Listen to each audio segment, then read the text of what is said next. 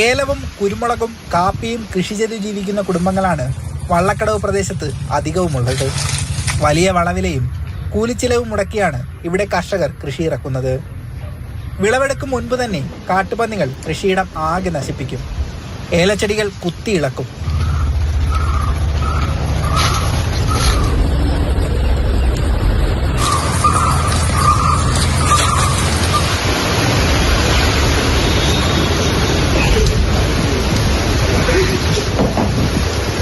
ഇത്തരത്തിൽ കൃഷിനാശം പതിവായതോടെ വള്ളക്കടവിലെ കർഷക കുടുംബങ്ങളുടെ ഉപജീവനം തന്നെ പ്രതിസന്ധിയിലായിരിക്കുകയാണ്.